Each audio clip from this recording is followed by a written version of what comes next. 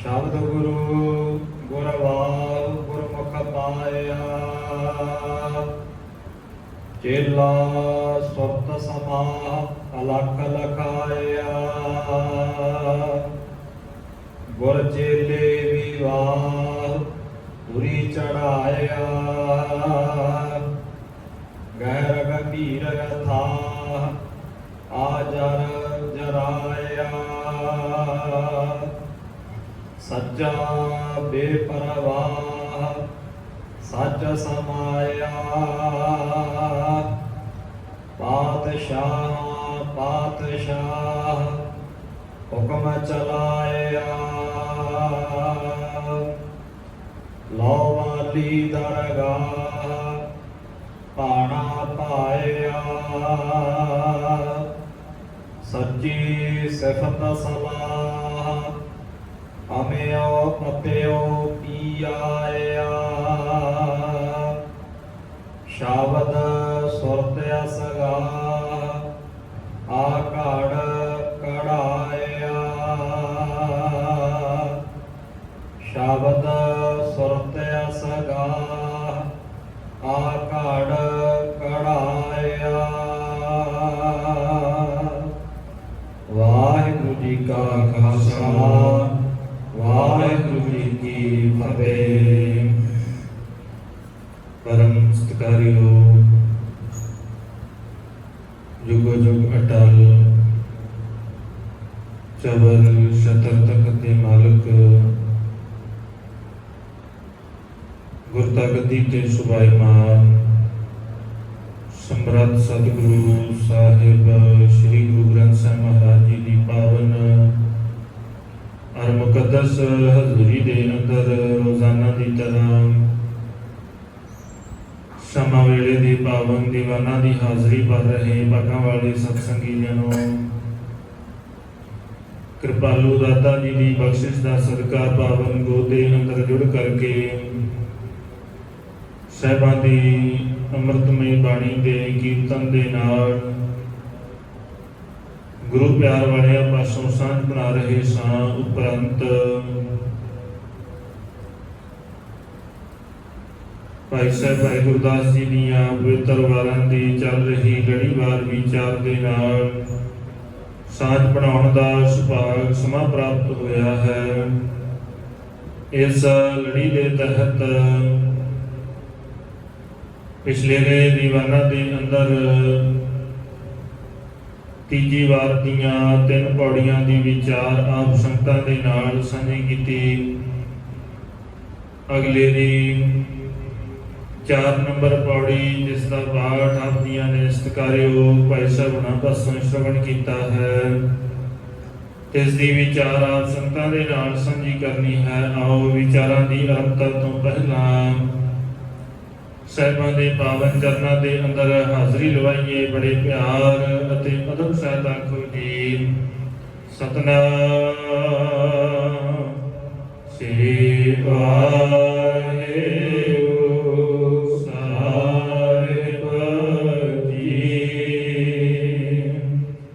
वाहिगुरू शब्द गुरु गुरवाह गुरमुख पाया। भाई गुरदास जी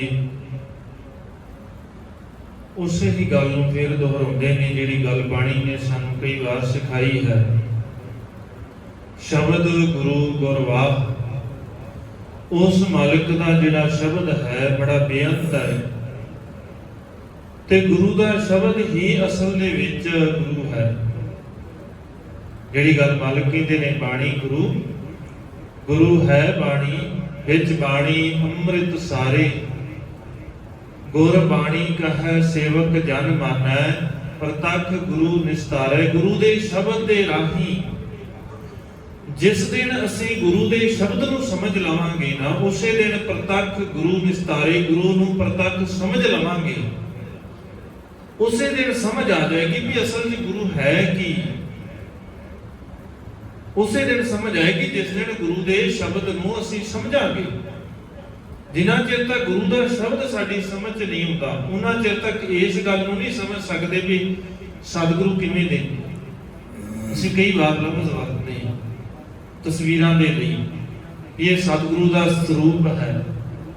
ਸ਼ਬਦ ਵਰਤਿਆ ਜਾਂਦਾ ਹੈ ਆਮ ਤਸਵੀਰਾਂ ਦੇ ਲਈ, ਇਹ ਸਤਿਗੁਰੂ ਦਾ ਸਰੂਪ ਹੈ। ਨਹੀਂ, ਸਤਿਗੁਰੂ ਦਾ ਸਰੂਪ ਉਹ ਨਹੀਂ ਹੈ। ਸਰੂਪ ਦਾ ਭਾਵ ਕੀ ਹੈ? ਸਰੂਪ ਦਾ ਭਾਵ ਹੁੰਦਾ ਹੈ ਕਿਸੇ ਚੀਜ਼ ਦਾ ਸਾਰੂਪ, ਸਾਕਾਰ ਰੂਪ, ਕਿਸੇ ਚੀਜ਼ ਦੀ ਹਸਤੀ।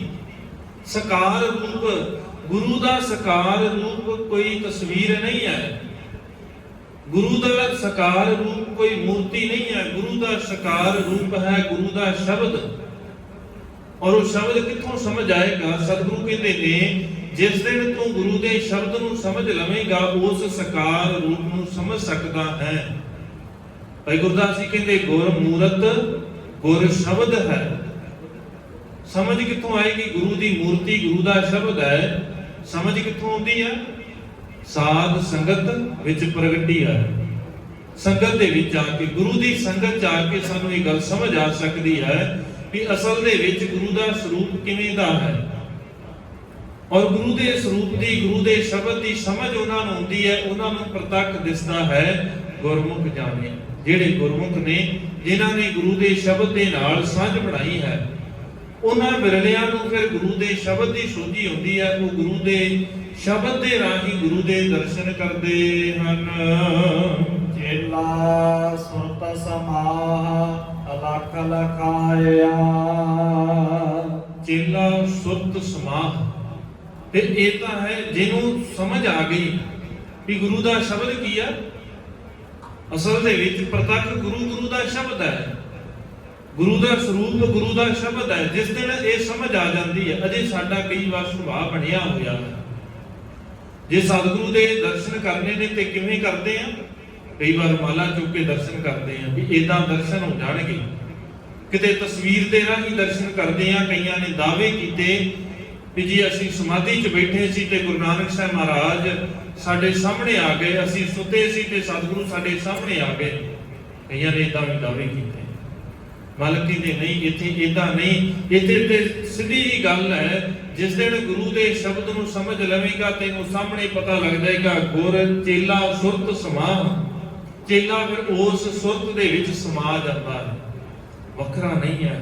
ਹੁਣ ਗੁਰੂ ਵੱਖਰਾ ਨਹੀਂ ਦਿਖਦਾ, ਗੁਰੂ ਦਾ ਸਰੀਰ ਸਾਹਮਣੇ ਨਹੀਂ ਦਿਖਦਾ ਆ ਕੇ। ਚੇਲਾ ਉਸੇ ਸੁਰਤ ਦੇ ਵਿੱਚ ਸਮਾ ਜਾਂਦਾ ਹੈ, ਵਸ ਜਾਂਦਾ ਹੈ। ਅਲਖ ਲਖਾਇਆ, ਫਿਰ ਉਹਨੂੰ ਉਸ ਮਾਲਕ ਦੀ ਸਮਝ ਆ ਜਾਂਦੀ ਹੈ, ਉਹਦੇ ਸਿਧਾਂਤ ਦੀ ਸਮਝ ਆ ਜਾਂਦੀ ਹੈ, ਉਹਦੇ ਨਿਯਮਾਂ ਦੀ ਸਮਝ ਆ ਜਾਂਦੀ ਹੈ। ਫਿਰ ਉਹ ਵੱਖਰਾ ਨਹੀਂ ਕਰਦਾ ਕੁਝ। ਜਿਹੜੇ ਜੁੜਦੇ ਨੇ ਉਹਨਾਂ ਨੂੰ ਇਹ ਗੱਲ ਸਮਝ ਆਉਂਦੀ ਹੈ। ਜਿਹੜੇ ਗੁਰੂ ਦੇ ਸ਼ਬਦ ਦੇ ਨਾਲ ਸਾਂਝ ਬਣਾ ਲੈਂਦੇ ਨੇ ਉਹ ਪ੍ਰਤੱਖ ਮੰਨਦੇ ਨੇ।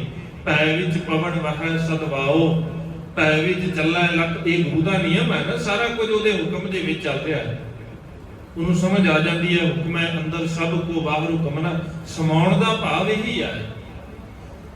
ਸਮਾਉਣ ਦਾ ਭਾਵ ਹੈ ਜਿਸ ਦਿਨ ਅਸੀਂ ਆਪਣੇ ਆਪ ਨੂੰ ਹੁਣ ਗੁਰੂ ਤੋਂ ਵੱਖ ਨਹੀਂ ਸਮਝਦੇ। ਸਾਨੂੰ ਕਦੇ ਇਦਾਂ ਪ੍ਰਤੀਤ ਹੀ ਨਹੀਂ ਹੁੰਦਾ, ਕਦੇ ਇਦਾਂ ਲੱਗਦਾ ਹੀ ਨਹੀਂ ਹੈ ਕਿ ਗੁਰੂ ਮੇਰੇ ਤੋਂ ਦੂਰ ਹੈ। ਇਹੀ ਤੇ ਸਮਾਉਣਾ ਹੈ ਨਾ। ਜਿਸ ਦਿਨ ਇਦਾਂ ਮੰਨ ਲਿਆ ਕਿ ਗੁਰੂ ਮੇਰੇ ਨਾਲ ਹੈ, ਗੁਰੂ ਦੇ ਮੇਰੇ ਨਾਲੋਂ ਪ੍ਰੀਤ, ਮੈਂ ਗੁਰੂ ਦੇ ਨਾਲੋਂ ਆਪਣੀ ਪ੍ਰੀਤ ਤੋੜ ਹੀ ਨਹੀਂ ਸਕਦਾ। ਤੇਰੇ ਨਾਲੋਂ ਤੋੜ ਕੇ ਕਿੱਥੇ ਜਾਵਾਂਗਾ? ਕਿਉਂਕਿ ਤੇਰੇ ਨਾਲੋਂ ਤੋੜਨ ਤੋਂ ਬਾਅਦ ਤੇ ਮਗਰ ਵੱਜਦਾ ਹੀ ਕੁਝ ਨਹੀਂ ਹੈ। ਜੜ ਤੋਂ ਬਿਨਾਂ ਤੇ ਕੁਝ ਵੱਜਦਾ ਹੀ ਨਹੀਂ ਹੈ। ਜਦੋਂ ਅਸੀਂ ਜੜ ਦੇ ਨਾਲੋਂ ਟੁੱਟਦੇ ਆ, ਮੂਲ ਦੇ ਨਾਲੋਂ ਟੁੱਟ ਜਾਂਦੇ ਆ, ਗੁਰੂ ਦੇ ਨਾਲੋਂ ਟੁੱਟਦੇ ਆ, ਮਗਰ ਤਾਂ ਕੁਝ ਵੀ ਨਹੀਂ ਵੱਜਦਾ। ਸਾਡੀ ਦੇਹ ਹੀ ਫਿਰ ਇਦਾਂ ਦੀ ਹੈ ਜਿੱਦਾਂ ਇੱਕ ਲਾਸ਼ ਹੈ, ਚਲਦੀ ਫਿਰਦੀ ਲਾਸ਼ ਹੈ। ਇਸ ਤੋਂ ਵੱਧ ਕੁਝ ਨਹੀਂ। ਸਤਿਗੁਰੂ ਕਹਿੰਦੇ ਇਹਦੇ ਤੋਂ ਜ਼ਿਆਦਾ ਕੁਝ ਨਹੀਂ ਹੈ। ਜਿਸ ਦਿਨ ਤੋਂ ਚੇਲਾ ਸੁਰਤ ਸਮਾਹ ਲਖ ਲਖਾਇਆ, ਜਿਨ੍ਹਾਂ ਨੇ ਉਸ ਮਾਲਕ ਦੀ ਵਿਚਾਰਧਾਰਾ ਨੂੰ ਸਮਝਿਆ ਹੈ, ਉਹ ਉਹਦੇ ਵਿੱਚ ਸਮਾ ਜਾਂਦੇ ਹਨ। ਗੁਰ ਚੇਲੇ ਵਿਵਾਹ ਤੁਰੀ ਚੜਾਇਆ। ਗੁਰੂ ਤੇ ਚੇਲੇ ਦਾ ਵਿਵਾਹ ਹੋ ਜਾਂਦਾ ਹੈ, ਮੇਲ ਹੋ ਜਾਂਦਾ ਹੈ, ਸਾਂਝ ਬਣ ਜਾਂਦੀ ਹੈ। ਗੁਰੂ ਤੇ ਚੇਲੇ ਦੀ ਸਾਂਝ ਕਦੋਂ ਬਣਦੀ, ਵਿਵਾਹ ਕਦੋਂ ਹੁੰਦਾ ਹੈ? ਅਸੀਂ ਅਕਸਰ ਸ਼ਬਦ ਪੜ੍ਹਦੇ ਹਾਂ, ਪਰ ਜਦੋਂ ਸੰਸਾਰਕ ਰਿਸ਼ਤੇ ਹੁੰਦੇ ਨੇ ਉਦੋਂ ਪੜ੍ਹਦੇ ਹਾਂ। ਹਾਲਾਂਕਿ ਉੱਥੇ ਕੋਈ ਬਹੁਤਾ ਢੁਕਦਾ ਨਹੀਂ ਹੈ, ਜਿਹਨੂੰ ਅਸੀਂ ਕਹਿ ਦਿੰਦੇ ਅਕਸਰ ਪੱਲੇ ਦਾ ਸ਼ਬਦ, ਉੱਥੇ ਕੋਈ ਬਹੁਤਾ ਢੁਕਦਾ ਨਹੀਂ ਹੈ। ਉੱਥੇ ਇੱਕ ਸਮਾਜਿਕ ਰਿਸ਼ਤਾ ਹੈ, ਸਮਾਜਿਕ ਸਾਂਝ ਹੈ ਬਸ। ਉੱਥੇ ਇਹ ਨਹੀਂ ਹੁੰਦਾ ਉੱਥੇ ਸ਼ਬਦ ਪੜਿਆ ਜਾਂਦਾ ਹੈ, ਹੱਬੇ ਸਾਖ ਕੂੜਾਵੇ ਡਿਠੇ ਤਾਓ ਪੱਲਾ ਟਾਂਡੇ ਲੱਗੇ। ਇਹਦਾ ਭਾਵ ਕੀ ਹੈ ਵੀ ਮੈਨੂੰ ਸਾਰੇ ਸਾਖ, ਹੱਬੇ ਦਾ ਭਾਵ ਸਾਰੇ ਰਿਸ਼ਤੇ ਜਿਹੜੇ ਸਨ ਮੈਨੂੰ ਹੁਣ ਝੂਠੇ ਲੱਗੇ ਨੇ। ਉਹਨਾਂ ਝੂਠੇ ਰਿਸ਼ਤਿਆਂ ਨੂੰ ਛੱਡ ਕੇ ਤੇ ਮੈਂ ਤੇਰੇ ਨਾਲ ਸਾਂਝ ਬਣਾ ਲਈ। ਕਿ ਏਦਾਂ ਹੋਇਆ ਹੈ ਕਦੇ ਵੀ ਜਦੋਂ ਪਤੀ ਦੇ ਨਾਲ ਸਾਂਝ ਬਣ ਗਈ ਤੇ ਬਾਕੀ ਪਰਿਵਾਰ ਨੂੰ ਛੱਡ ਦਿੱਤਾ, ਪੇਕਿਆਂ ਨੂੰ ਛੱਡ ਦਿੱਤਾ? ਨਹੀਂ, ਏਦਾਂ ਕਦੇ ਨਹੀਂ ਹੁੰਦਾ। ਉੱਥੇ ਕੋਈ ਬਹੁਤਾ ਸ਼ਬਦ ਢੁਕਦਾ ਨਹੀਂ। ਇਹ ਸੀ ਅਸਲ ਦੇ ਵਿੱਚ ਇਸੇ ਗੱਲ, ਗੁਰ ਚੇਲੇ ਵਿਵਾਹ ਵਾਲੀ ਗੱਲ। ਜਦੋਂ ਅਸੀਂ ਸੰਸਾਰ ਨੂੰ ਪਾਸੇ ਕਰ ਦਿੰਦੇ ਹਾਂ ਤੇ ਹੁਣ ਸੰਸਾਰ ਦੇ ਰਿਸ਼ਤਿਆਂ ਦੇ ਨਾਲ ਮੋਹ ਨਹੀਂ ਹੈ, ਸਾਂਝ ਹੈਗੀ ਹੈ, ਜ਼ਿੰਮੇਵਾਰੀਆਂ ਨਿਭਾਉਂਦੇ ਆ। ਜਿਹੜੀ ਗੱਲ ਸਤਿਗੁਰੂ ਕਹਿੰਦੇ ਨਾ, ਕੋਈ ਜਾਣੈ ਕਵਨ ਈਹਾ ਜਗ ਮੀਤ, ਜਿਸ ਹੋਏ ਕਿਰਪਾਲ ਸੋਈ ਵਿਦ ਬੁਝੈ ਤਾਕੀ ਨਿਰਮਲ ਰੀਤ। ਉਹਦਾ ਸੁਭਾਅ ਨਿਰਮਲ ਹੋ ਜਾਂਦਾ ਹੈ, ਉਹਨਾਂ ਨੂੰ ਸਮਝ ਆ ਜਾਂਦੀ ਹੈ, ਵਿਦ ਸਮਝ ਆ ਜਾਂਦੀ ਵੀ ਅਸਲ ਦੇ ਵਿੱਚ ਸਾਂਝ ਬਣਾਉਣੀ ਕਿਹਦੇ ਨਾਲ ਹੈ। ਜਿੱਦਣ ਸਾਨੂੰ ਸਮਝ ਆ ਜਾਂਦੀ ਆ, ਹੱਬੇ ਸਾਖ ਕੂੜਾਵੇ ਡਿਠੇ ਤਾਓ ਪੱਲੇ ਟਾਂਡੇ ਲੱਗੇ, ਉਦੋਂ ਸਾਰਾ ਕੁਝ ਛੱਡ ਕੇ ਫਿਰ ਗੁਰੂ ਦੇ ਪੱਲੇ ਦੇ ਨਾਲ ਲੱਗਦੇ, ਗੁਰੂ ਦੇ ਆਸਰੇ ਦੇ ਨਾਲ ਲੱਗਦੇ ਆ ਤੇ ਫਿਰ ਸਾਡਾ ਵਿਵਾਹ ਹੁੰਦਾ ਹੈ। ਵਿਆਹ ਹੋਆ ਮੇਰੇ ਬਾਬੂਲਾ ਗੁਰਮੁਖੇ ਹਰ ਪਾਇਆ। ਹੁਣ ਉਹ ਮਾਲਕ ਪਤੀ ਬਣ ਗਿਆ, ਉਸ ਮਾਲਕ ਪਤੀ ਦੇ ਨਾਲ ਮੇਰੀ ਸਾਂਝ ਬਣ ਗਈ। ਹੁਣ ਉਹਦੇ ਨਾਲ ਮੇਰਾ ਵਿਆਹ ਹੋਇਆ। ਜਿਸ ਦਿਨ ਉਹਦੇ ਨਾਲ ਵਿਆਹ ਹੋਇਆ, ਗੁਰ ਚੇਲੇ ਵਿਵਾਹ ਤੁਰੀ ਚੜਾਇਆ। ਤੁਰੀ ਦਾ ਭਾਵ ਹੁੰਦਾ ਹੈ ਘੋੜੀ। ਹੁਣ ਘੋੜੀ ਦੇ ਉੱਤੇ ਚੜ ਗਏ। ਕਿਹੜੀ ਘੋੜੀ? ਜਿੱਦਣ ਗੁਰੂ ਦੇ ਸ਼ਬਦ ਤੋਂ ਟੁੱਟੇ ਹੋਏ ਸਾਂ, ਉਦਣ ਇਹ ਸਰੀਰ ਜਿਹੜਾ ਹੈ ਨਾ, ਇਹ ਮਨ, ਇਹ ਸਰੀਰ ਇਹ ਆਪਣੀਆਂ ਮਰਜ਼ੀਆਂ ਕਰਦਾ ਸੀ। ਇਹ ਅੱਖਾਂ ਆਪਣੀਆਂ ਮਰਜ਼ੀਆਂ ਕਰਦੀਆਂ ਨੇ, ਇਹ ਕੰਨ ਆਪਣੀ ਮਰਜ਼ੀ ਕਰਦੇ ਨੇ, ਇਹ ਹੱਥ ਆਪਣੀ ਮਰਜ਼ੀ ਕਰਦੇ ਨੇ, ਪੈਰ ਆਪਣੀ ਮਰਜ਼ੀ ਕਰਦੇ ਨੇ। ਹੁਣ ਇਹ ਸਰੀਰ ਆਪਣੀ ਮਰਜ਼ੀ ਦੇ ਨਾਲ ਚੱਲਦਾ ਹੈ। ਔਰ ਜਿਸ ਦਿਨ ਸਮਝ ਆ ਗਈ, ਮਾਲਕ ਕਹਿੰਦੇ ਦੇਹ ਤੇਜਣ ਜੀ ਰਾਮ ਪਾਈਆ। ਰਾਮ ਇਹ ਦੇਹ ਤੇਜਣ ਹੈ। ਤੇਜਣ ਦਾ ਭਾਵ ਘੋੜੀ, ਇਹ ਸਰੀਰ ਵੀ ਘੋੜੀ ਹੈ। ਤੁਰੀ ਚੜਾਈਆ। ਹੁਣ ਉਸ ਤੁਰੀ ਦੇ ਉੱਤੇ, ਇਹ ਸਰੀਰ ਦੇ ਉੱਤੇ ਆਪਣੇ ਆਪ ਨੂੰ, ਆਪਣੇ ਸਰੀਰ ਦਾ ਕਾਬੂ ਪਾ ਲਿਆ। ਪਹਿਲੋਂ ਇਹ ਸਰੀਰ ਆਪਣੀ ਮਰਜ਼ੀ ਕਰਦਾ ਸੀ, ਹੁਣ ਇਹ ਆਪਣੀ ਮਰਜ਼ੀ ਕਰਨੋਂ ਹਟ ਗਿਆ, ਕਿਉਂਕਿ ਇਹਨੂੰ ਹੁਣ ਲਗਾਮ ਪਾ ਦਿੱਤੀ ਹੈ ਗੁਰੂ ਦੇ ਸ਼ਬਦ ਦੀ। ਹੁਣ ਇਹ ਗੁਰੂ ਦੇ ਸ਼ਬਦ ਦੇ ਰਾਹੀਂ ਬਿਲਕੁਲ ਉਸੇ ਪਾਸੇ ਨੂੰ ਤੁਰਦਾ ਹੈ ਜਿੱਧਰ ਨੂੰ ਤੋਰਿਆ ਜਾਂਦਾ ਹੈ, ਜਿੱਧਰ ਗੁਰੂ ਤੁਰਦਾ ਹੈ। ਇਹ ਅਸਲ ਦੇ ਵਿੱਚ ਵਿਵਾਹ। ਘੋੜੀ ਚੜਨ ਤੋਂ ਪਹਿਲਾਂ ਕੁਝ ਕਾਰਜ ਕੀਤੇ ਜਾਂਦੇ ਨੇ। ਜਦੋਂ ਡੋਲੀ ਤੁਰਨੀ ਹੋਵੇ, ਘੋੜੀ ਚੜਨਾ ਹੋਵੇ, ਹਰੇਕ ਦੇ ਆਪਣੇ ਆਪਣੇ ਫਰਜ਼ ਨੇ। ਜਦੋਂ ਸਾਡਾ ਸਾਂਝ ਰਿਸ਼ਤਾ ਬਣਦਾ ਹੈ, ਸਮਾਜ ਦਾ ਇਹ ਹਿਸਾਬ ਹੈ, ਗੁਰਮਤਿ ਪ੍ਰਮਾਣ ਨਹੀਂ ਕਰਦੀ, ਪਰ ਸਮਾਜ ਦੇ ਅੰਦਰ ਇਹ ਚੱਲਦਾ ਹੈ। ਜਦੋਂ ਧੀ ਦਾ ਵਿਆਹ ਹੁੰਦਾ ਹੈ, ਉਹ ਦੂਜੇ ਘਰ ਜਾਂਦੀ ਹੈ, ਉਦੋਂ ਸਮਾਜ ਉਹਨੂੰ ਦਾਜ ਦਿੰਦਾ ਹੈ, ਉਹਨੂੰ ਪਦਾਰਥ ਦਿੰਦਾ ਹੈ ਵੀ ਆਹ ਤੇਰੇ ਕੰਮ ਆਉਣਗੇ। ਉਹ ਪਹਿਲੋਂ ਇੱਕ ਸਿਰਫ ਰੀਤ ਸੀ, ਰਸਮ ਸੀ, ਬਾਅਦ ਦੇ ਵਿੱਚ ਉਹ ਲਾਲਚ ਬਣ ਗਿਆ। ਪਹਿਲੋਂ ਰਸਮ ਸੀ, ਪਹਿਲੋਂ ਅਸਲ ਦੇ ਵਿੱਚ ਲੁੱਟਾਂ ਖੋਹਾਂ ਦਾ ਕੰਮ ਸੀ, ਉਦੋਂ ਲੁੱਟ ਕੇ ਲਿਆਇਆ ਜਾਂਦਾ ਸੀ, ਬਾਅਦ ਵਿੱਚ ਉਹਨੂੰ ਰਸਮ ਦਾ ਨਾਂ ਦਿੱਤਾ। ਹੁਣ ਉਹ ਲਾਲਚ ਦੀ, ਉਹ ਲੁੱਟ ਖੋਹ ਵਾਲਾ ਕੰਮ ਪਹਿਲੋਂ ਵਾਲਾ ਹੁਣ ਫੇਰ ਸ਼ੁਰੂ ਹੋ ਗਿਆ। ਪਰ ਅਸਲ ਦੇ ਵਿੱਚ ਸਤਿਗੁਰੂ ਕਹਿੰਦੇ ਠੀਕ ਹੈ, ਦਾਜ ਦੇਣ ਦੀ ਮਨਾਹੀ ਨਹੀਂ ਹੈ, ਦਿਆ ਕਰੋ ਦਾਜ। ਸਤਿਗੁਰੂ ਧੀ ਨੂੰ ਕਹਿੰਦੇ ਮੰਗ ਕੇ ਲਿਆ ਕਰ ਦਾਜ। ਤੂੰ, ਤੇਰਾ ਵਿਆਹ ਹੋਣ ਵਾਲਾ ਹੈ ਨਾ, ਤੇਰਾ ਵਿਆਹ ਹੋ ਗਿਆ, ਤੂੰ ਜਾਣਾ ਹੈ ਤੇ ਦਾਜ ਮੰਗ ਕੇ ਲਵੀਂ ਆਪਣੇ ਪਿਤਾ ਦੇ ਕੋਲੋਂ। ਜਿਸ ਦਿਨ ਮੰਗ ਕੇ ਦਾਜ ਲਵੇਂਗੀ ਨਾ, ਉਸੇ ਦਿਨ ਤੈਨੂੰ ਪਤਾ ਲੱਗੇਗਾ ਮੰਗਣਾ ਕੀ ਹੈ। ਕਿਉਂਕਿ ਅੱਜ ਅਸੀਂ ਸਿਖਾ ਨਹੀਂ ਪਾਏ, ਗੁਰੂ ਦੇ ਨਾਲ ਸਾਂਝ ਨਹੀਂ ਬਣੀ। ਨਾ ਮੰਗਣ ਵਾਲਿਆਂ ਨੂੰ ਪਤਾ ਹੈ ਵੀ ਕੀ ਮੰਗਣਾ ਹੈ, ਨਾ ਦੇਣ ਵਾਲਿਆਂ ਨੂੰ ਪਤਾ ਹੈ ਵੀ ਕੀ ਦੇਣਾ ਹੈ। ਸਤਿਗੁਰੂ ਨੇ ਸਾਨੂੰ ਸਿਖਾਇਆ, ਮਾਲਕ ਕਹਿੰਦੇ ਕੀ ਦੇਣਾ ਹੈ ਤੇ ਕੀ ਮੰਗਣਾ ਹੈ, ਇਹ ਤੈਨੂੰ ਪਤਾ ਹੋਣਾ ਚਾਹੀਦਾ ਹੈ। ਉਹ ਧੀ ਨੂੰ ਸਮਝ ਆਉਣੀ ਚਾਹੀਦੀ ਹੈ। ਜਿਹਨੇ ਬਾਣੀ ਪੜ੍ਹੀ ਹੈ ਉਹਨੂੰ ਪਤਾ ਹੁੰਦਾ ਹੈ ਕਿ ਮੰਗਣਾ ਕੀ ਹੈ। ਹਰ ਪ੍ਰਭ ਮੇਰੇ ਬਾਬੂ ਦਾ ਹਰ ਦੇਵੋ ਦਾਨ ਮੈਂ ਦਾਜੋ। ਹਰ ਕੱਪੜੋ, ਰੱਬ ਜੀ ਦੇ ਨਾਮ ਰੂਪ ਕੱਪੜਾ। ਹਰ ਕੱਪੜੋ ਹਰ ਸ਼ੋਭਾ ਦੇਵੋ, ਜਿਤ ਸਮਰੈ ਮੇਰਾ ਕਾਜੋ। ਆਹ ਮੰਗ ਜਿਸ ਦਿਨ ਅਸੀਂ ਮੰਗ ਲਈ ਵੀ ਰੱਬ ਜੀ ਦਾ ਨਾਮ, ਗੁਰੂ ਦਾ ਸਿਧਾਂਤ, ਜਿਸ ਦਿਨ ਸਾਡੀ ਸਮਝ ਆ ਗਿਆ, ਉਸੇ ਦਿਨ ਇਹ ਸਰੀਰ ਰੂਪ ਘੋੜੀ ਨੂੰ ਅਸੀਂ ਵਸ ਚ ਕਰ ਸਕਦੇ ਹਾਂ। ਜਦੋਂ ਤੱਕ ਗੁਰੂ ਦੇ ਨਿਯਮਾਂ ਦੀ ਸਾਨੂੰ ਸਮਝ ਨਹੀਂ ਆਉਂਦੀ, ਗੁਰੂ ਦੇ ਸਿਧਾਂਤ ਦੀ ਸਮਝ ਨਹੀਂ ਆਉਂਦੀ, ਜਦੋਂ ਤੱਕ ਸਾਨੂੰ ਇਹ ਪਤਾ ਹੀ ਨਹੀਂ ਲੱਗਦਾ ਵੀ ਇਹ ਸਰੀਰ ਦੇ ਰਾਹੀਂ ਕਰਨਾ ਕੀ ਆ ਅਸੀਂ, ਉਦੋਂ ਤੱਕ ਅਸੀਂ ਇਹ ਸਰੀਰ ਨੂੰ ਵਸ ਨਹੀਂ ਕਰ ਸਕਦੇ। ਅਜੇ ਸਰੀਰ ਆਪਣੀ ਮਰਜ਼ੀ ਕਰਦਾ ਹੈ, ਮਨ ਆਪਣੀ ਮਰਜ਼ੀ ਕਰਦਾ ਹੈ। ਜਦੋਂ ਤੱਕ ਇਹਨਾਂ ਦੋਵਾਂ ਦਾ ਤਾਲਮੇਲ ਬੈਠਦਾ ਨਹੀਂ ਤੇ ਤਾਲਮੇਲ ਬੈਠੇਗਾ ਗੁਰੂ ਦੇ ਸ਼ਬਦ ਦੇ ਰਾਹੀਂ, ਟਿਕਾ ਤੇ ਗੁਰੂ ਦਾ ਸ਼ਬਦ ਰਹੇਗਾ ਤੇ ਸਤਿਗੁਰੂ ਕਹਿੰਦੇ ਨੇ ਫਿਰ ਉਦੋਂ ਤੈਨੂੰ ਸਮਝ ਆਏਗੀ ਕਿ ਮੰਗ ਕੀ ਹੋਣੀ ਚਾਹੀਦੀ ਹੈ ਤੇ ਜੁੜਨਾ ਕਿਵੇਂ ਹੈ। ਅਜੇ ਅਸੀਂ ਵੱਖਰੇ ਵੱਖਰੇ ਤੁਰੇ ਫਿਰਦੇ ਹਾਂ। ਸਤਿਗੁਰੂ ਕਹਿੰਦੇ ਨੇ ਜਿੱਦਣ ਤੈਨੂੰ ਇਹ ਗੱਲ ਸਮਝ ਆ ਗਈ, ਭਾਈ ਗੁਰਦਾਸ ਜੀ ਨੇ ਜਿਹੜੀ ਗੱਲ ਕਹੀ, ਗੁਰ ਚੇਲੇ ਵੀ ਵਾਹ ਤੁਰੀ ਚੜਾਇਆ, ਉਦੋਂ ਗੁਰੂ ਤੇ ਚੇਲੇ ਦਾ ਸਾਂਝ ਮਿਲਾਪ ਮੇਲ ਹੋ ਜਾਂਦਾ ਹੈ। ਗਹਿਰ ਗੰਭੀਰ ਅਥਾਹ ਆਚਰ ਜਰਾਇਆ। ਜਿਹੜੇ ਗੁਰੂ ਦੇ ਸ਼ਬਦ ਦੇ ਵਿੱਚ ਜੁੜਦੇ ਨੇ ਉਹ ਫਿਰ ਗੰਭੀਰ ਹੋ ਜਾਂਦੇ ਨੇ, ਟਿਕਾ ਦੇ ਵਿੱਚ ਆ ਜਾਂਦੇ, ਚੰਚਲਤਾ ਖਤਮ ਹੋ ਜਾਂਦੀ ਹੈ ਉਹਨਾਂ ਦੇ ਅੰਦਰ ਦੀ, ਉਹਨਾਂ ਦੇ ਅੰਦਰ ਦੇ ਸੁਭਾਅ ਬਦਲ ਜਾਂਦੇ ਨੇ। ਹੁਣ ਉਹਨਾਂ ਦੇ ਬੋਲਣ ਦੇ ਢੰਗ ਬਦਲ ਗਏ, ਗੰਭੀਰ ਹੋ ਗਏ ਨਾ। ਜਿਹੜਾ ਜ਼ਿੰਮੇਵਾਰ ਹੋਵੇ ਉਹ ਬੜਾ, ਜਿਹਦੇ ਉੱਤੇ ਜ਼ਿੰਮੇਵਾਰੀਆਂ ਹੋਣ ਉਹ ਗੰਭੀਰ ਜਿਹਾ ਰਹਿੰਦਾ ਹੈ। ਇਹ ਨਹੀਂ, ਗੰਭੀਰ ਦਾ ਭਾਵ ਇਹ ਨਹੀਂ ਵੀ ਇੱਕ ਦੂਜੇ ਦੇ ਗਲ ਪਈ ਜਾਣਾ, ਕਿਸੇ ਨੇ ਬੁਲਾ ਲਿਆ ਤੇ ਉਹਦੇ ਗਲ ਪੈ ਗਿਆ ਜੀ ਮੈਂ ਬੜਾ ਜ਼ਿੰਮੇਵਾਰ ਆ, ਮੈਂ ਗੰਭੀਰ ਰਹਿਣਾ। ਗੰਭੀਰ ਦਾ ਭਾਵ ਇਹ ਨਹੀਂ ਹੁੰਦਾ। ਗੰਭੀਰ ਦਾ ਭਾਵ ਹੈ ਮਨੁੱਖ ਟਿਕਾ ਦੇ ਵਿੱਚ ਰਹਿੰਦਾ ਹੈ। ਹੁਣ ਉਹ ਚੰਚਲਤਾ ਨਹੀਂ ਹੈ ਜਿਹੜੀ ਬਾਕੀਆਂ ਦੇ ਅੰਦਰ ਹੈ। ਜਿਨ੍ਹਾਂ ਦੇ ਅੰਦਰ ਗੁਰੂ ਦਾ ਸ਼ਬਦ ਵਸ ਗਿਆ ਹੁਣ ਉਹ ਗੰਭੀਰ ਰਹਿੰਦੇ ਨੇ। ਉਹਨਾਂ ਦੇ ਸੋਚਣ ਦਾ ਤਰੀਕਾ ਬਦਲ ਜਾਂਦਾ ਹੈ, ਉਹਨਾਂ ਦੇ ਅੰਦਰ ਦਾ ਚਿੰਤਨ ਬਦਲਦਾ ਹੈ। ਉਹ ਸੋਚਦੇ ਨਹੀਂ ਵੀ ਜਿਵੇਂ ਸੰਸਾਰ ਸੋਚਦਾ ਹੈ, ਉਹ ਜਿਵੇਂ ਸੰਸਾਰ ਕਰਦਾ ਹੈ ਉਦਾਂ ਕਰਦੇ ਨਹੀਂ, ਕੰਮਕਾਰ ਦਾ ਤਰੀਕਾ ਬਦਲਦਾ ਹੈ ਉਹਨਾਂ ਦਾ। ਜ਼ਿੰਮੇਵਾਰ ਮਨੁੱਖ ਜਿਹੜਾ ਹੈ, ਕਿਤੇ ਵੀ ਕੰਮ ਕਰਦੇ ਹੋਈਏ ਉੱਥੇ ਕੋਈ ਨਾ ਕੋਈ ਇੱਕ ਤਾਂ ਇਦਾਂ ਦਾ ਜ਼ਰੂਰ ਹੁੰਦਾ ਹੈ ਜਿਹੜਾ ਜ਼ਿੰਮੇਵਾਰ ਬੜਾ ਹੈ। ਇਹ ਨਹੀਂ ਕਿ ਉਹ ਕਿਸੇ ਨੂੰ ਮਾੜਾ ਕਹਿੰਦਾ ਹੈ, ਹੱਸ ਕੇ ਬੋਲਦਾ ਹੈ ਜਿਹੜਾ ਉਹਨੂੰ ਬੁਲਾਵੇ, ਪਰ ਉਹ ਆਪਣੇ ਕੰਮ ਦੇ ਪ੍ਰਤੀ ਬੜਾ ਸੰਜੀਦਾ ਹੋ ਕੇ ਰਹਿੰਦਾ ਹੈ, ਬੜਾ ਜ਼ਿੰਮੇਵਾਰ ਜਿਹਾ ਹੋ ਕੇ। ਉਹਨੂੰ ਪਤਾ ਹੁੰਦਾ ਹੈ ਕਿ ਮੇਰੀ ਜ਼ਿੰਮੇਵਾਰੀ ਹੈ, ਕਿਤੇ ਇਹਦੇ ਵਿੱਚ ਕੁਤਾਹੀ ਨਾ ਹੋ ਜਾਵੇ।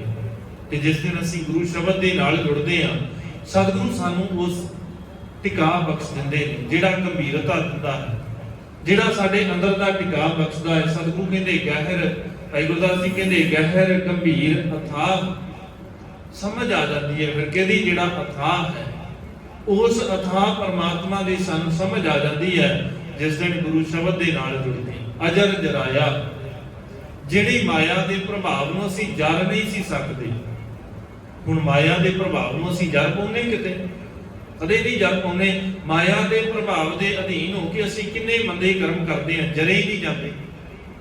ਲਾਲਚ ਇੰਨਾ ਕੁ ਹੈ ਕਿ ਕਿਤੇ ਸਾਹਮਣੇ ਚੀਜ਼ ਵਸਤ ਕੋਈ ਪਈ ਹੋਵੇ, ਕੋਈ ਨਾ ਦਿਖੇ ਸਾਨੂੰ ਵੀ ਉਹਦਾ ਮਾਲਕ ਕਿਹੜਾ ਹੈ, ਸਾਡੇ ਅੰਦਰ ਟਿਕਾ ਹੀ ਨਹੀਂ ਹੈ ਵੀ ਅਸੀਂ ਉਹਨੂੰ ਜਰ ਸਕੀਏ। ਮਾਇਆ ਦਾ ਪ੍ਰਭਾਵ ਹੈ, ਸਾਡੇ ਅੰਦਰ ਦਾ ਟਿਕਾ ਖਤਮ ਕਰ ਦਿੰਦਾ ਹੈ।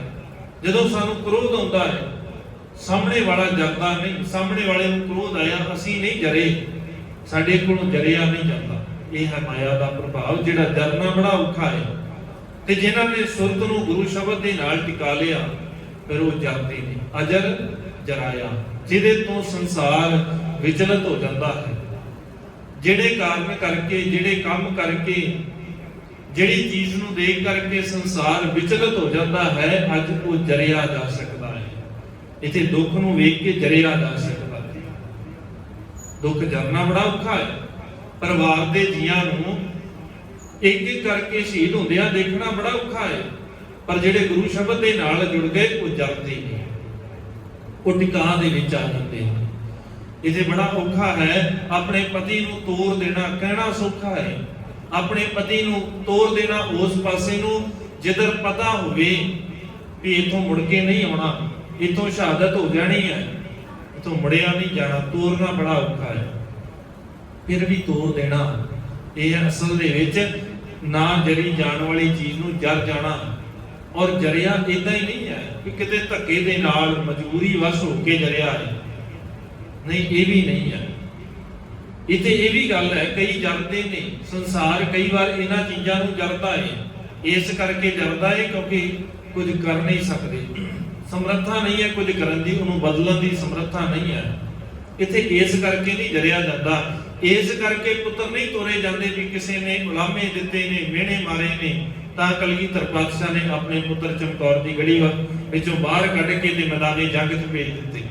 ਕਿਹਾ ਜਾਂਦਾ ਕਿ ਕਈ ਵਾਰ ਸਤਿਗੁਰੂ ਨੂੰ ਕਿਸੇ ਨੇ ਉਲਾਂਭੇ ਦਿੱਤੇ ਹੋਣਗੇ, ਕਿਸੇ ਨੇ ਮਾੜਾ ਬੋਲਿਆ ਹੋਵੇਗਾ, ਕਿਸੇ ਨੇ ਤਾਨੇ ਦਿੱਤੇ ਹੋਣਗੇ, ਵੀ ਤੁਸੀਂ ਆਪਣੇ ਪੁੱਤ ਬਚਾ ਕੇ ਲੈ ਚੱਲਿਓ ਤਾਂ ਸਤਿਗੁਰੂ ਨੇ ਤੋਰ ਦਿੱਤੇ। ਨਹੀਂ, ਉੱਥੇ ਇਹ ਨਹੀਂ ਹੈ। ਉੱਥੇ ਤੇ ਸਿੱਧੀ ਜੀ ਗੱਲ ਹੈ, ਮੀਤ ਕਰੈ ਸੋਈ ਹਮ ਮਾਨਾ, ਮੀਤ ਕੈ ਕਰਤਬ ਕੁਸ਼ਲ ਸਮਾਨਾ। ਖੁਸ਼ੀ ਦੇ ਨਾਲ, ਖੇੜੇ ਦੇ ਨਾਲ, ਕਿਉਂਕਿ ਪਤਾ ਹੈ ਜੋ ਗੁਰੂ ਕਰ ਰਿਹਾ ਠੀਕ ਹੈ, ਆਨੰਦ ਦੇ ਵਿੱਚ ਹੈ, ਜੋ ਹੋ ਰਿਹਾ ਹੈ ਉਹਦੇ ਵਿੱਚ ਆਨੰਦ ਹੈ। ਇਹ ਨਹੀਂ ਵੀ ਜੋ ਹੋ ਰਿਹਾ ਹੈ ਉਹਦੇ ਕਰਕੇ ਕੋਈ ਮਨ ਦੇ ਅੰਦਰ ਦੁੱਖ ਹੈ, ਮਨ ਦੇ ਅੰਦਰ ਦਾ ਟਿਕਾ ਖਿੰਡਦਾ ਹੈ। ਉੱਥੇ ਉਹ ਸਮਰੱਥਾ ਬਣ ਜਾਂਦੀ ਹੈ ਜਰਨ ਦੀ। ਅਜਰ ਜਰਾਇਆ, ਸਾਰਾ ਕੁਝ ਉਹ ਜਰਿਆ ਜਾ ਸਕਦਾ ਹੈ। ਸੱਚਾ ਬੇਪਰਵਾਹ ਸੱਚ ਸਮਾਇਆ। ਸਮਝ ਆ ਜਾਂਦੀ ਹੈ ਸੱਚ ਦੇ ਨਾਲ ਜੁੜਨ ਤੋਂ ਬਾਅਦ। ਜਿਹੜਾ ਸੱਚ ਦੇ ਨਾਲ ਜੁੜਦਾ ਹੈ, ਜਿਹੜਾ ਸੱਚ ਦਾ ਸਰੂਪ ਬਣ ਜਾਂਦਾ ਹੈ, ਜਿਹੜਾ ਸੱਚ ਦੇ ਨਾਲ ਸਾਂਝ ਬਣਾਉਣ ਕਰਕੇ ਆਪਣੇ ਅੰਦਰ ਨੂੰ ਸੱਚ ਦੇ ਨਾਲ ਭਰ ਲੈਂਦਾ ਹੈ, ਉਹ ਬੇਪਰਵਾਹ ਹੋ ਜਾਂਦਾ ਹੈ ਸੰਸਾਰ ਤੋਂ।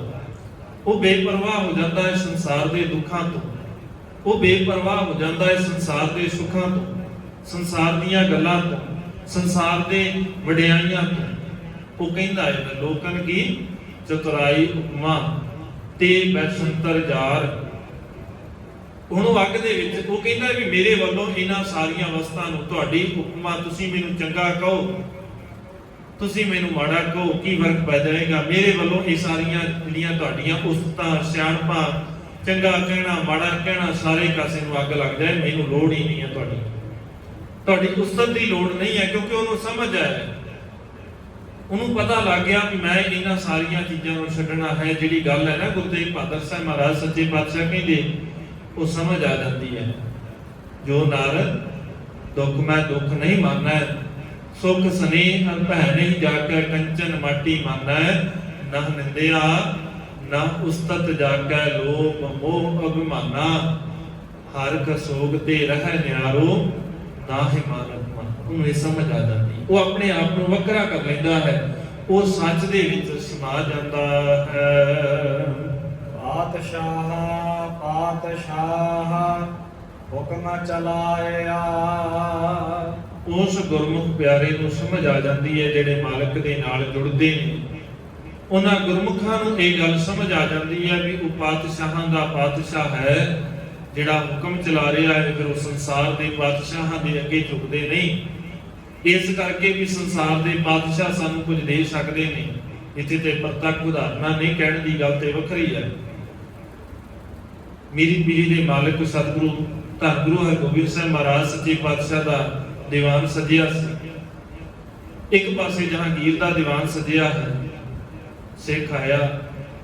ਹੁਣ ਸ਼ਮਿਆਨੇ ਬੜੇ ਸੋਹਣੇ ਨੇ, ਦੀਵਾਨ ਬੜੇ ਸੋਹਣੇ ਨੇ, ਦੋਵੇਂ ਇੱਕੋ ਜਿਹੇ ਲੱਗੇ ਨੇ, ਪਤਾ ਨਹੀਂ ਲੱਗਾ ਵੀ ਕਿਹਦਾ ਦੀਵਾਨ ਹੈ। ਜਾ ਕੇ ਜਹਾਂਗੀਰ ਦੇ ਕੋਲ ਪਹੁੰਚ ਗਿਆ, ਦੇਖਿਆ ਨਹੀਂ ਸੀ, ਕਦੇ ਦਰਸ਼ਨ ਨਹੀਂ ਕੀਤੇ ਸੀ ਸਤਿਗੁਰੂ ਦੇ। ਘਾਈ ਸਿੱਖ ਹੈ, ਘਾਹ ਦੀ ਪੰਡ ਨਾਲ ਲੈ ਕੇ ਆਇਆ। ਪੰਡ ਲਿਆ ਕੇ ਅੱਗੇ ਰੱਖ ਕੇ ਜਹਾਂਗੀਰ ਦੇ ਬੇਨਤੀਆਂ ਕਰਨ ਲੱਗ ਗਿਆ, ਸਤਿਗੁਰੂ ਸੱਚੇ ਪਾਤਸ਼ਾਹ ਜੀ ਆ ਮੁਕਤੀ ਦੇ ਦਿਓ, ਮੇਰਾ ਜੀਵਨ ਸਵਾਰ ਦਿਓ, ਮੇਰਾ ਅੱਗਾ ਸਵਾਰ ਦਿਓ, ਮੇਰਾ ਆਉਣ ਵਾਲਾ ਸਮਾਂ ਸੁੱਖਾ ਲੰਘ ਜਾਵੇ, ਮੇਰਾ ਜੀਵਨ ਸੁਖਾਲਾ ਹੋ ਜਾਵੇ, ਮੇਰੇ ਮਨ ਦੇ ਰੂਹ ਕੱਟੇ ਜਾਣ। ਜਹਾਂਗੀਰ ਨੇ ਸੋਚਿਆ ਕਿ ਜਾਪਦਾ ਭੁਲੇਖਾ ਪੈ ਗਿਆ। ਇਹ ਸੱਚਾ ਪਾਤਸ਼ਾਹ ਕਹਿੰਦਾ ਹੈ ਇਹ ਜਿਹੜੀਆਂ ਚੀਜ਼ਾਂ ਦੀ ਮੰਗ ਕਰ ਰਿਹਾ ਮੇਰੇ ਕੋਲ ਤਾਂ ਹੈ ਹੀ ਨਹੀਂ, ਮੇਰੇ ਕੋਲ ਤੇ ਸੰਸਾਰ ਦੀਆਂ ਚੀਜ਼ਾਂ ਨੇ। ਇਹ ਹੋ ਸਕਦਾ ਹੈ ਇਹਨੂੰ ਭੁਲੇਖਾ ਲੱਗ ਗਿਆ। ਉਹ ਕਿਹਾ ਜਹਾਂਗੀਰ ਕਹਿੰਦਾ ਵੀ ਭਾਈ ਦੇਖ ਤੈਨੂੰ ਭੁਲੇਖਾ ਲੱਗ ਗਿਆ ਹੈ, ਜਿੱਥੇ ਤੂੰ ਮੱਥਾ ਟੇਕ ਰਿਹਾ ਹੈ ਇੱਥੇ ਇਹ ਚੀਜ਼ਾਂ ਨਹੀਂ ਮਿਲਦੀਆਂ। ਹਾਂ ਤੂੰ ਮੇਰੇ ਕੋਲੋਂ ਮੰਗ ਸਕਦਾ ਹੈ ਧਨ ਦੌਲਤ, ਉਹ ਦੇ ਸਕਦਾ। ਤੂੰ ਮੇਰੇ ਕੋਲੋਂ ਘੋੜੇ ਮੰਗ, ਉਹ ਦੇ ਦੇਵਾਂਗਾ। ਕੋਈ ਹੋਰ ਵਸਤ ਇਦਾਂ ਦੀ ਮੰਗ ਜਿਹਦੀ ਤੈਨੂੰ ਸੰਸਾਰ ਦੇ ਅੰਦਰ ਲੋੜ ਹੈ। ਤੂੰ ਗਰੀਬ ਲੱਗਦਾ ਹੈ, ਘਾਹ ਖੋਦ ਕੇ ਲਿਆਇਆ, ਕਿੰਨੀ ਕੁ ਕਮਾਈ ਹੋਏਗੀ ਤੇਰੀ, ਪਰਿਵਾਰ ਔਖਾ ਪਲਦਾ ਹੋਣਾ ਹੈ, ਤੂੰ ਮੰਗ ਕੀ ਮੰਗਦਾ ਹੈ, ਉਹ ਲੈ ਕੇ ਜਾ ਸਕਦਾ ਹੈ। ਉਹ ਕਹਿੰਦੇ ਅੱਛਾ ਤੁਸੀਂ ਮੇਰੀ ਪੀੜੀ ਦੇ ਮਾਲਕ ਧੰਨ ਗੁਰੂ ਹਰਗੋਬਿੰਦ ਸਾਹਿਬ ਮਹਾਰਾਜ ਨਹੀਂ? ਕਹਿੰਦਾ ਨਹੀਂ, ਮੈਂ ਸਮੇਂ ਦਾ ਬਾਦਸ਼ਾਹ ਜਹਾਂਗੀਰ ਹਾਂ। ਉਹ ਗੁਰੂ ਕੇ ਪਿਆਰੇ ਨੇ, ਅੱਗੇ ਉਹ ਪੰਡ ਚੁੱਕੇ। ਜਹਾਂਗੀਰ ਕਹਿੰਦਾ ਇਹ ਕੀ ਹੈ? ਕਹਿੰਦਾ ਤੇਰੇ ਵਾਸਤੇ ਨਹੀਂ ਹੈ। ਇਹਦੇ ਪੰਡ ਦੀ ਕੀਮਤ ਕੀ ਹੈ? ਕਹਿੰਦਾ ਮਸਲਾ ਕੀਮਤ ਦਾ ਨਹੀਂ ਹੈ, ਮਸਲਾ ਭੇਟਾ ਦਾ ਹੈ ਵੀ ਮੈਂ ਕਿਹਦੇ ਅੱਗੇ ਰੱਖਣ ਡਿਆ। ਮਸਲਾ ਇਹ ਨਹੀਂ ਆ ਵੀ ਇਹਦੀ ਕੀਮਤ ਕਿੰਨੀ ਆ, ਮਸਲਾ ਇਹ ਵੀ ਜਿਹਦੇ ਅੱਗੇ ਰੱਖ ਰਿਹਾ ਵਾ ਉਹਦੇ ਅੱਗੇ ਰੱਖਣ ਤੋਂ ਬਾਅਦ ਇਹਦੀ ਕੀਮਤ ਕਿੰਨੀ ਹੋ ਜਾਣੀ ਆ। ਮਸਲਾ ਇਹ ਨਹੀਂ ਹੈਗਾ ਕਿ ਇਹਦੀ ਤੇ ਕੁਝ ਵੀ ਕੀਮਤ ਨਹੀਂ ਹੈ। ਜਿਹਦੇ ਕੋਲ ਲੈ ਕੇ ਚੱਲਿਆ ਉਹਦੇ ਕੋਲ ਕਿਤੇ ਘਾਟਾ ਥੋੜੀ ਨਾ ਇਹਨਾਂ ਚੀਜ਼ਾਂ ਦਾ, ਉਹਦੇ ਕੋਲ ਵੀ ਬਹੁਤ ਹੈ। ਪਰ ਮੈਨੂੰ ਇਹ ਪਤਾ ਹੈ ਕਿ ਜਦੋਂ ਮੈਂ ਉਹਦੇ ਕੋਲ ਜਾ ਕੇ ਰੱਖੀ ਨਾ, ਇਸ ਘਾਹ ਦੀ ਪੰਡ ਦੇ ਬਦਲੇ ਮੈਨੂੰ ਬੜਾ ਕੁਝ ਮਿਲ ਜਾਂਦਾ। ਕਹਿੰਦਾ ਤੈਨੂੰ ਜੋ ਚਾਹੀਦਾ ਮੈਂ ਦੇ ਰਿਹਾ ਨਾ, ਤੂੰ ਇਹ ਪੰਡ ਇੱਥੇ ਰਹਿਣ ਦੇ, ਜਿੰਨਾ ਧਨ ਚਾਹੀਦਾ ਹੈ ਤੂੰ ਲੈ ਜਾ, ਉੱਥੇ ਜਾ ਕੇ ਚੜਾ ਦਵੀਂ। ਕਹਿੰਦਾ ਨਹੀਂ, ਤੇਰੇ ਧਨ ਦੇ ਨਾਲ ਮੈਨੂੰ ਉਹ ਨਹੀਂ ਮਿਲਣਾ ਜੋ ਮੈਨੂੰ ਚਾਹੀਦਾ ਹੈ, ਮੈਨੂੰ ਇਸ ਘਾਹ ਦੀ ਪੰਡ ਦੇ ਬਦਲੇ ਉਹ ਮਿਲ ਜਾਣਾ ਹੈ ਜਿਹੜੀਆਂ ਵਸਤਾਂ ਮੈਨੂੰ ਚਾਹੀਦੀਆਂ ਨੇ, ਮੈਨੂੰ ਤੇਰਾ ਕੁਝ ਨਹੀਂ ਚਾਹੀਦਾ। ਉਹ ਗੁਰੂ ਕੇ ਪਿਆਰੇ ਨੇ ਉੱਥੋਂ ਚੁੱਕੀ, ਕਿਉਂਕਿ ਉਹਨੇ ਪੜ੍ਹਿਆ ਹੋਇਆ ਸੀ।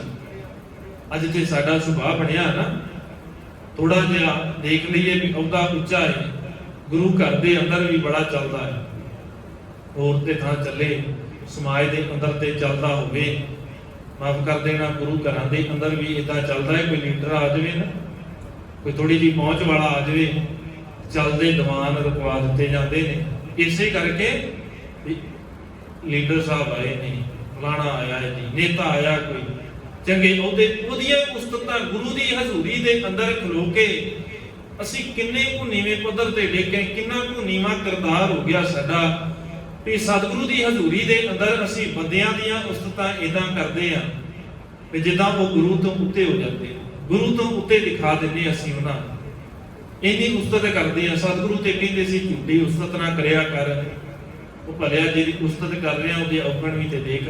ਔਗਣ ਦੇਖਣ ਦਾ ਭਾਵ ਇਹ ਨਹੀਂ ਵੀ ਅਸੀਂ ਉਹਦੀਆਂ ਕਮਜ਼ੋਰੀਆਂ, ਉਹਦੇ ਔਗਣਾਂ ਨੂੰ ਦੇਖਣਾ ਇਸ ਕਰਕੇ ਉਹਨੂੰ ਮਾੜਾ ਕਹਿਣਾ, ਨਹੀਂ, ਉਹਦੀ ਉਸਤਤ ਵੀ ਨਾ ਕਰ, ਝੂਠੀ ਉਸਤਤ ਵੀ ਮਾੜੀ। ਸਤਿਗੁਰੂ ਕਹਿੰਦੇ ਉਸਤਤ ਨਿੰਦਾ ਦੋਹੂ ਵਿਵਰਜਤ, ਦੋਵੇਂ ਮਾੜੀਆਂ ਨੇ, ਦੋਵੇਂ ਨਾ ਕਰਿਆ ਕਰ। ਐਵੇਂ ਗੁਰੂ ਦੀ ਹਜ਼ੂਰੀ 'ਚ ਖਲੋ ਕੇ ਉਹਦਾ ਕਹਿੰਦਾ ਮੈਂ ਸਤਿਗੁਰੂ ਨੂੰ ਪ੍ਰਤੱਖ ਜਾਣਦਾ, ਦੂਜੇ ਪਾਸੇ ਉਹਦੇ ਹਜ਼ੂਰੀ ਦੇ ਵਿੱਚ ਖਲੋ ਕੇ ਦੂਜੇ ਦਾ ਝੂਠ ਬੋਲੀ ਜਾਂਦਾ ਹੈ, ਝੂਠੀ ਉਸਤਤ ਕਰੀ ਜਾਂਦਾ ਹੈ। ਸਤਿਗੁਰੂ ਕਹਿੰਦੇ ਨੇ ਜਿਹਨੇ ਇਹ ਗੱਲ ਪੜ੍ਹੀ ਹੋਈ ਨਾ ਵੀ ਇਹ ਸੰਸਾਰ ਦੇ ਰਾਜੇ, ਇਹ ਭੂਪਤ ਸਭ ਦਿਵਸ ਚਾਰ ਕੇ ਝੂਠੇ ਕਰਤ ਦਿਵਾਜਾ, ਜਿਹਨੂੰ ਇਹ ਗੱਲ ਸਮਝ ਆ ਗਈ, ਜਿਹਨੂੰ ਇਹ ਪਤਾ ਲੱਗ ਗਿਆ ਸੱਜਣ ਸੱਚਾ ਪਾਤਸ਼ਾਹ, ਸਿਰ ਸ਼ਾਹਾਂ ਦੇ ਸ਼ਾਹ, ਜਿਸ ਪਾਸ ਬੈਠਿਆ ਸੋਈ ਹੈ ਸਭਨਾ ਦਾ ਵਿਸਾਜ। ਜਿਹਨੂੰ ਇਹ ਸਮਝ ਆ ਗਿਆ ਨਾ, ਉਹ ਸੰਸਾਰ ਦੇ ਅੰਦਰ ਜਿਹੜੇ ਰਾਜੇ ਨੇ, ਸੰਸਾਰ ਦੇ ਅੰਦਰ ਉੱਚੇ ਅਹੁਦਿਆਂ ਵਾਲਿਆਂ ਦੇ, ਐ ਗੁਰੂ ਦੀ ਹਜ਼ੂਰੀ ਦੇ ਅੰਦਰ ਖਲੋ ਕੇ ਝੂਠੇ ਗੁਣਗਾਨ ਨਹੀਂ ਕਰਦਾ। ਇਹ ਸਾਡੇ ਸੁਭਾਅ ਬਣੇ ਹੋਏ ਨੇ, ਅਸੀਂ ਝੂਠੀਆਂ ਉਸਤਤਾਂ ਬਹੁਤ ਕਰਨ ਲੱਗ ਗਏ।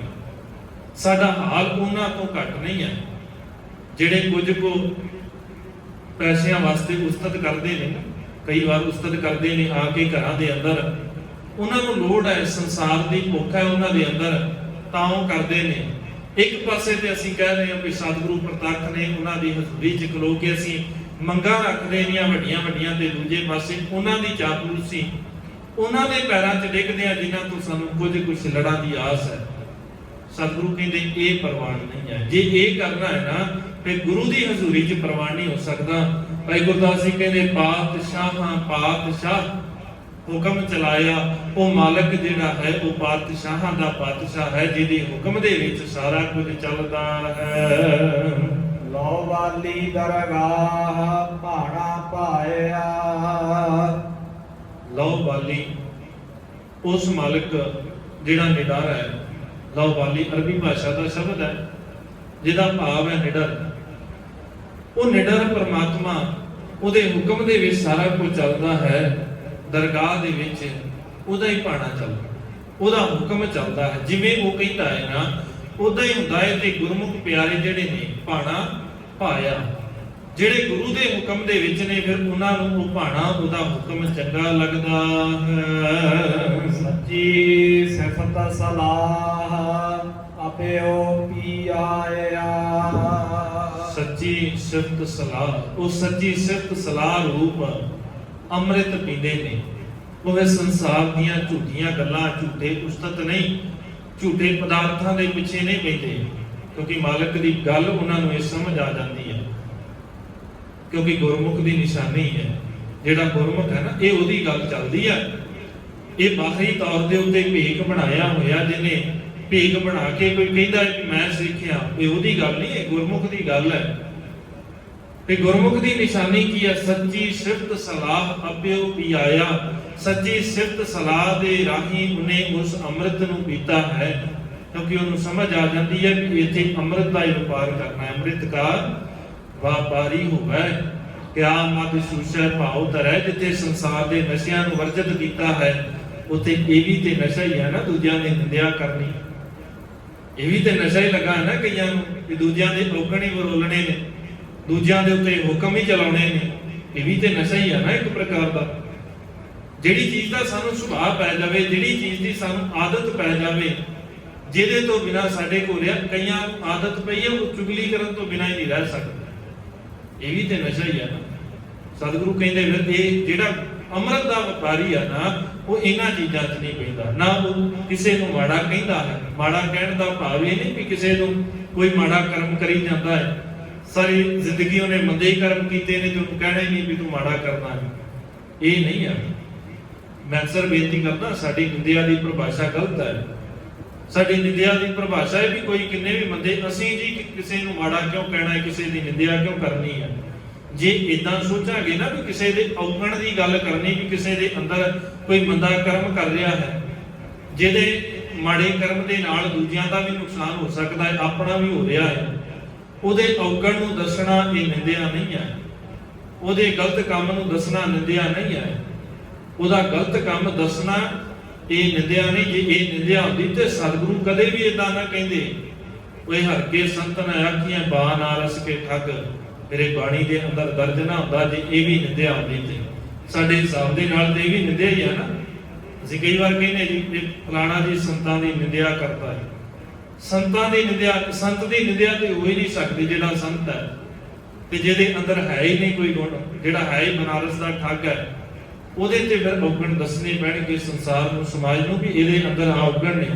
ਤੇ ਜਿਹੜਾ ਗੁਰੂ ਦਾ ਪਿਆਰਾ ਹੈ, ਸੱਚੀ ਸਿਫਤ ਸਲਾਹ ਅਪਿਓ ਪਿਆਇਆ, ਉਹ ਗੁਰੂ ਦੇ ਸ਼ਬਦ ਦੇ ਰਾਹੀਂ ਅੰਮ੍ਰਿਤ ਛਕਦਾ ਹੈ। ਸ਼ਬਦ ਸੋਤਿਆ ਸਗਾ ਆ ਘੜ ਕਢਾਇਆ। ਸ਼ਬਦ ਸੁਰਤ ਅਸਗਾਹ, ਉਹਦਾ ਧਿਆਨ ਉਹਦੀ ਸੁਰਤ ਸ਼ਬਦ ਦੇ ਵਿੱਚ ਜੁੜ ਜਾਂਦੀ ਹੈ। ਅਸਗਾਹ ਉਸ ਮਾਲਕ ਦੇ ਨਾਲ ਜੁੜਦਾ ਹੈ ਜਿਹਦੇ ਤੱਕ ਪਹੁੰਚਿਆ ਨਹੀਂ ਜਾ ਸਕਦਾ। ਅਸਗਾਹ ਦਾ ਭਾਵ ਜਿੱਥੇ ਪਹੁੰਚਿਆ ਨਾ ਜਾ ਸਕੇ, ਜਿਹਦੇ ਬਾਰੇ ਬਹੁਤਾ ਜਾਣਿਆ ਨਾ ਜਾ ਸਕੇ।